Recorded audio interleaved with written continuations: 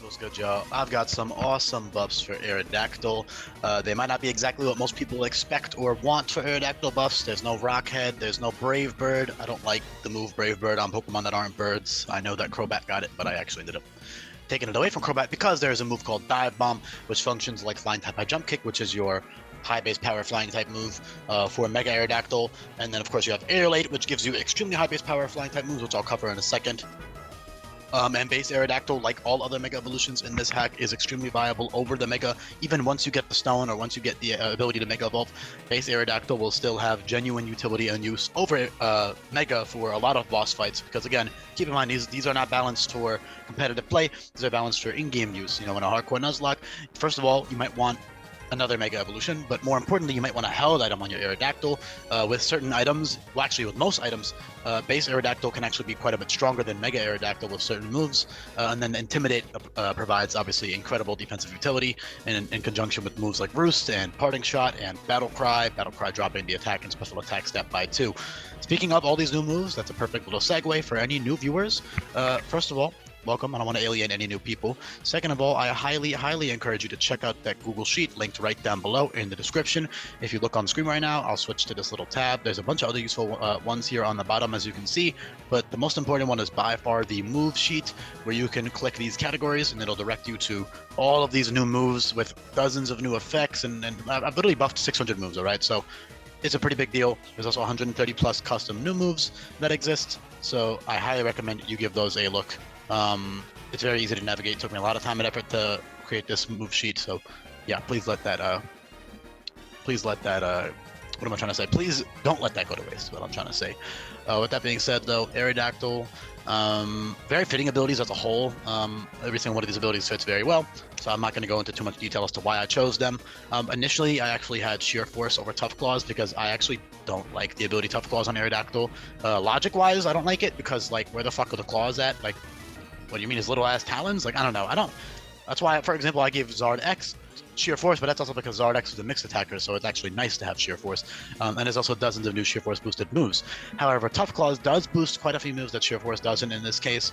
Moves like Head Smash and Rock Wrecker and Dive Bomb, especially, and Stone Edge. Those are all, well, that's not Tough Claws boosted either, but specifically Head Smash and Dive Bomb are not Sheer Force boosted, but they are Tough Claws boosted. However, you do have to keep in mind that Dive Bomb, especially in a hardcore Nuzlocke, which is kind of what this hack is balanced around, is not only a very late game move, it's only for Aether Foundation maybe, and then a Pony Island.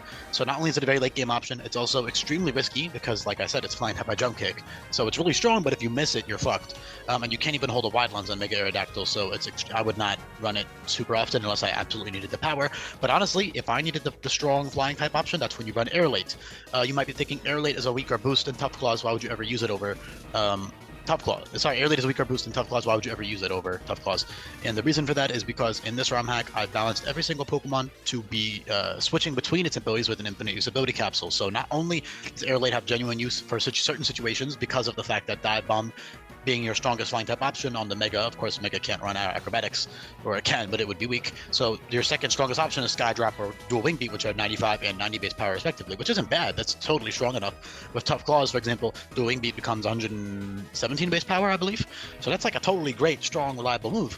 But you know, if you need that extra power, you have to run Airlate for that flying stab, and then you lose the power on moves like Jagged Fangs and Rock Climb and Head Smash, which are contact rock type moves. You also have Accelerock and Airlace for priority, but and even Airlate E-Speed. But honestly, on such a fast Pokemon and a ROM hack where you don't have access to the movie learner until the end of the game, I would not recommend keeping those 3 moves. Maybe E-Speed you could run for specific boss fights if you need to outspeed something, or if your IVs or nature is like minus speed nature or something, or you got some shitty speed IVs. Then you could probably justify E-Speed for a little bit, but I wouldn't keep it for super long. Double Edge, however, and Strength. So Strength is normal type close combat.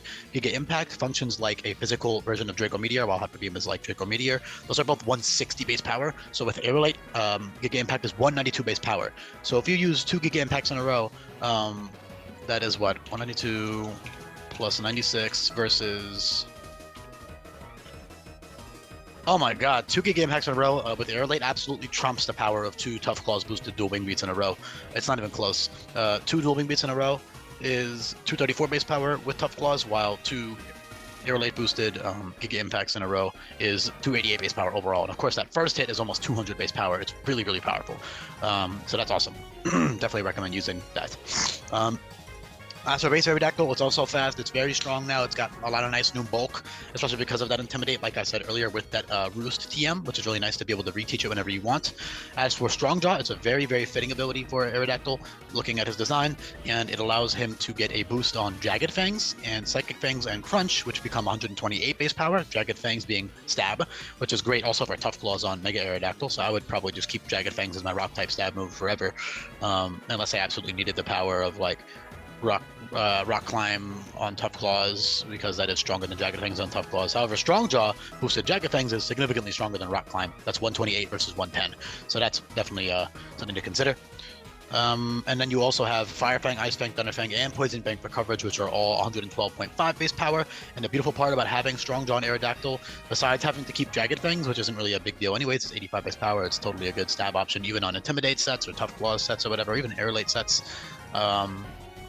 The beautiful thing is that all of your fangs, besides Crunch and Jagged Fangs, are reteachable via TM, so you can just switch between them for certain boss fights. For example, you're fighting a trainer who has Pokemon weak to Psychic, you run Psychic Fangs, you run Fire Fang to hit Pokemon that are weak to Fire, etc. That's the beautiful part about having all of these new coverage moves in this ROM hack. Obviously, in a competitive sense, you'd be running the 4 most optimal moves. You have crazy 4 moveslot syndrome for every single Pokemon. But in this hack, you can be a lot more forgiving with what moves you teach and which moves you don't teach for specific boss fights. In terms of Tough Claws boosted options, you have tons of them. All types of crazy buffed moves with crazy buff base power, with Head Smash especially being an absolute nuke. Head Smash is 150 base power, and it drops your defensive stats by -1, and it deals 30% recoil, which is really risky, especially in a hardcore Nuzlocke, but you can always try to roost it off or parting shot out when you're low HP or something, if you're smart about it. You also do resist first impression naturally, and you have a good Fizz Def stat on Mega Aerodactyl, and of course Base Aerodactyl has Intimidate into Aerolate. Like I said earlier, that's another good reason to abuse Aerolate, because you get that Intimidate, so you can switch in your Aerodactyl, Intimidate the opponent, and then Mega Evolve, and gain Aerolate and go to town with moves like Strength and Giga Impact and Retaliate, and even moves like Whiplash and Double Edge. Double Edge being 150 base power. Strength is a bit more, it's slightly weaker, but it's, the downside is a lot less bad than the recoil. Giga Impact, that was an absolute nuke and definitely worth running for certain fights. Yeah, as a whole, he's just a GOAT. He's got great utility because of that Intimidate. He's very strong with Strong Jaw, Tough Claws, and Aerolate. Very simple and fitting buffs overall for Aerodactyl. Again, sorry for anybody who wanted a Rock Head. I think that's kind of boring, first of all. I also don't think it fits that well. I mean, Headstrong, which is what Rock Head is now, would fit on Mega Aerodactyl, but there's already Archeops who has Reckless, and it also has buffed Shell Bell healing 20% recoil damage, or any 20% damage from any attack. So it just feels kind of pointless. There's already a Rock and Flying type that uses recoil moves, and Archeops actually gets Brave Bird. So just go ahead and use Reckless and Hustle Archeops if you want that. I think Aerodactyl being a lot bulkier and having more defensive utility fits more. Aerodactyl doesn't outclass Archeops or anything because purely alone because of Hustle. I believe, yeah, Aerodactyl is technically stronger, bulkier, and faster. So on paper, its stats are better. But Archeops, because of that Hustle with all the new buffs to that ability, make it definitely worthwhile over Aerodactyl. And it also gets a couple of different options that Aerodactyl doesn't, and it also has the ability to run mixed sets for certain boss fights with those infinite EV training items. Speaking of, because you're such a fast Pokemon, you don't always have to run max speed investment to outspeed everything on the opponent's team. However, I would say that's more for Mega Aerodactyl when you have 150 base speed. With 130 base speed, you're actually going to be outsped by quite a few things because you're not guaranteed a plus speed nature or max speed IVs, so you do have to keep that in mind when you're using Aerodactyl.